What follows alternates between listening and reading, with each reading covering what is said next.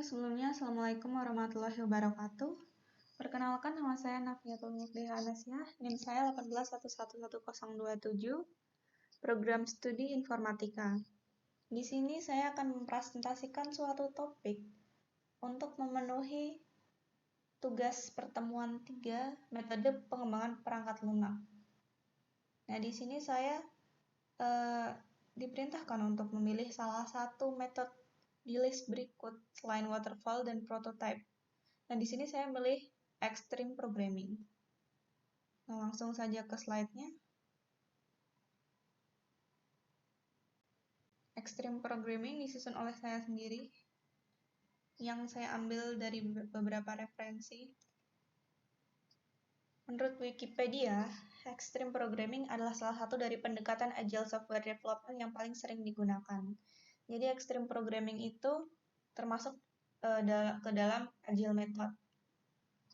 Sejarahnya, extreme programming telah berevolusi dari masalah yang disebabkan oleh siklus pengembangan yang panjang dari model pengembangan tradisional. Ini pertama kali dimulai sebagai sekedar kesempatan untuk menyelesaikan pekerjaan dengan praktik yang telah ditemukan efektif dalam proses pengembangan perangkat lunak selama dekade sebelumnya. Setelah sejumlah percobaan yang berhasil dalam praktik, metodologi XP berteori pada prinsip-prinsip utama dan praktik yang digunakan. Meskipun praktik-praktik individual dari XP bukanlah hal yang baru, di XP mereka telah dikumpulkan dan disusun untuk berfungsi satu sama lain dengan cara baru, sehingga bentuk metodologi baru untuk pengembangan perangkat lunak. Istilah ekstrim berasal dari mengambil prinsip-prinsip dan praktik-praktik akal saat ini ke tingkat ekstrim. Oke, lanjut ke 12 aturan XP sesuai dengan sifat dari metode itu sendiri. Ada the planning game, small releases, metaphor, simple design, test, refactoring, pair programming, continuous integration, collective ownership, on-site customer, 40-hour weeks, dan open workspace. Lanjut. Nah, berikut adalah XP life cycle. Ada beberapa tahap di sini ya, ada beberapa fase. Yang pertama adalah fase eksplorasi, di mana di sini berawal dari stories yang selalu di-update. Dan ketika storiesnya sudah dirasa cukup matang, langsung ke planning fase atau fase perencanaan.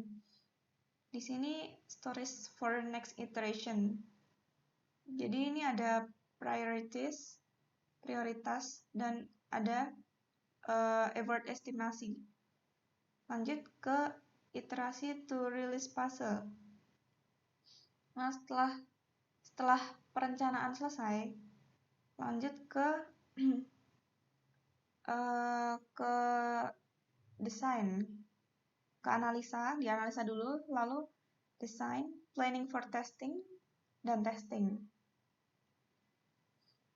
Dia berintegrasi dengan collective database, lalu dites. Nah, ketika ada feedback, dia akan kembali diproses, continuous review.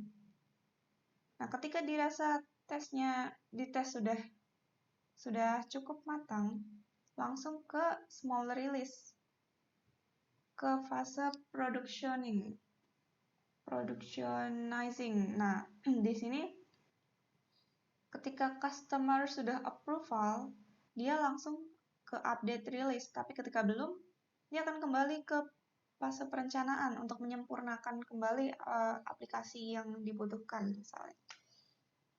Diproses lalu kembali ke small release lagi sampai mendapatkan customer approval. Lalu jika sudah ter-approve oleh customer, dia langsung ke fase maintenance. Di sana dia akan diupdate secara berkala. Dia akan diupdate secara berkala kembali ke fase iteration to release fase. Update-nya kembali ke sini. Lanjut ketika dirasa sudah mentok update-annya, dia akan langsung ke final release. Nah, di final release ini dia tidak akan diupdate kembali, tidak akan maintenance kembali. Itulah kenapa fase ini dinamakan dead fase. Oke, lanjut. Berikut ini adalah kelebihan extreme programming. Biaya pengembangan lebih murah karena lebih berfokus pada codingnya. Feedback yang sangat cepat, setiap kesalahan ditemukan maka langsung diperbaiki. 2 programmer, 1 komputer sangat efektif dalam membantu pengkodean. 1 membuat kode dan 1 memeriksanya sehingga memungkinkan kesalahan sangat kecil dapat juga dilakukan bergantian. Terus banyak ide baru dan berani mencoba.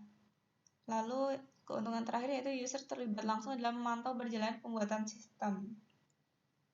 Terus untuk kekurangan ekstrim programming, pengembang harus selalu siap dengan perubahan yang ada karena tadi memang dalam prosesnya selalu ada perubahan di setiap fase, hampir setiap fase.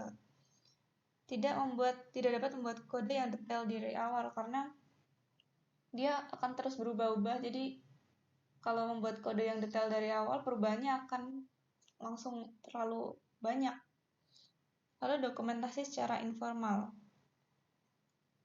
Terus untuk kesimpulannya, dapat disimpulkan bahwa extreme programming cocok digunakan ketika 1. User telah memahami proses bisnis yang akan dikembangkan sistemnya, sehingga developer dapat menangkap sistem secara aplikatif dan dapat mengusulkan teknologi apa yang dapat dikembangkan dalam sistem barunya. Yang kedua, akan lebih efektif apabila developer pernah menangani proyek pengembangan sistem yang sejenis sehingga dapat memberikan usulan model sistem baru. Untuk contohnya, extreme programming itu cocok digunakan ketika sebuah perusahaan sedang melakukan transisi dari cara manual ke dalam sistem yang terkomputerisasi, maka extreme programming cocok dilakukan. Oke, sekian dulu presentasi dari saya. Maaf bila ada salah kata. Assalamualaikum warahmatullahi wabarakatuh.